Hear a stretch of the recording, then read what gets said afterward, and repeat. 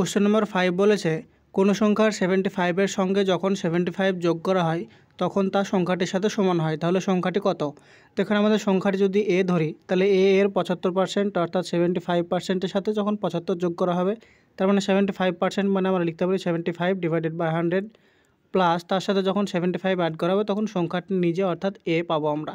তো এখানে যদি কাটাকাটি করি তাহলে 15 দিয়ে 75 কাটলে আমরা এটা পাই, 5 দিয়ে যদি 75 কাটি তাহলে এখানে পাই আমরা 15, আর 5 দিয়ে যদি 100 কাটি তাহলে এখানে পাই আমরা কত 20।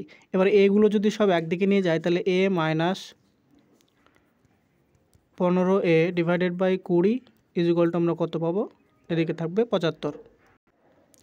এবার বাঁ দিকে যদি লসাগু করার চেষ্টা করি তাহলে 20a minus 15a divided by 20 equal to পাবো 75। তাহলে 20a থেকে 15a মাইনাস করলে আমরা পাবো 5a ইকুয়াল টু আমরা পাবো 75 মাল্টিপ্লাইড বাই 20। তাহলে 5 দিয়ে 75কে কাটলে পাবো 15, তাহলে a ইকুয়াল টু আমরা পেলাম ফাইনালি 15 গুণিত 20।